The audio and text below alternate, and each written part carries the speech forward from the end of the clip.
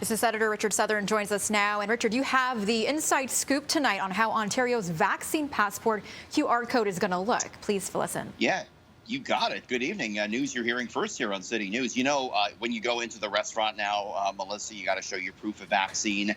Some people have the paper, some people use their phone, but next week, the government app is coming out. It's called the Verify Ontario app. You're going to load all your info into it. Then the app will generate a QR code. So when you go to the restaurant, come next week or the week after, you show the QR code. Yes, we're getting new details on this. We're learning that it will track some anonymous data. That anonymous data will include things like how many times you scanned your QR code, the number of positive or negative scans.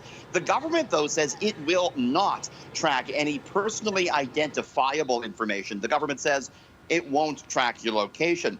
Interesting to note, the government says it will accept QR codes from other areas of Canada, specifically from BC, Quebec, or Yukon.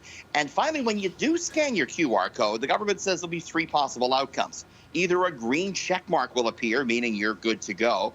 A yellow warning may appear, indicating there's a problem. In that event, the government says business owners should do things like wipe the camera lens on their phone or tilt the phone to get a better view of the code. You may also get a red X, which means you're not verified. Melissa, if you don't have a smartphone, they say you'll be able to print out your QR code. A lot of info on this. It's all up on our website right now. It's citynews.ca. Okay, now with news of the U.S. border opening to vaccinated Canadians next month, U.S. border towns and retailers must be pretty happy right now. They sure are. I mean, this is a big story, right? That land border reopening. Basically, we're going to be able to drive across the Peace Bridge again if we wanted to the States. But yeah, there's a huge business aspect to this. It means big money for our friends just across that border, Melissa. The U.S. Travel Association said today that the U.S. economy is losing $439 million a month as a result of this extended border shutdown. In the city of Niagara Falls, New York, sales tax revenue collected from hotels and shops and restaurants plummeted 26% compared to pre-pandemic levels. Our friends to the south need that border to reopen. And sure enough, it looks like it's going to in November. Okay, and finally, we're getting more details tonight on when the much-anticipated Peppa Pig theme park is going to be opening up in Florida.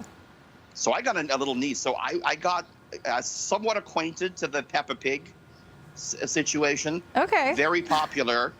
Very popular. Or maybe I just like Peppa Pig. There's nothing wrong with that. I think that's it. That's okay. I can say it. She's a very proper British children's cartoon character. Anyways, Peppa Pig's getting her own theme park down in Florida. And it's going to open, we found out today, on February 24th. It's actually going to be part of Legoland down there, but it's going to be a separate park with a separate admittance. $34 to get in, $34 US, or an annual pass for $80. The theme park will include, they say, Peppa Pig themed rides, interactive attractions, water areas, live shows, and yes, you'll be able to meet Peppa and her friends. I'm gonna say that I'm going to the Star Wars theme park when I might actually secretly go over to the Peppa Pig one, you know? It sounds like a really hot destination from what you just described. So I don't blame you, Richard.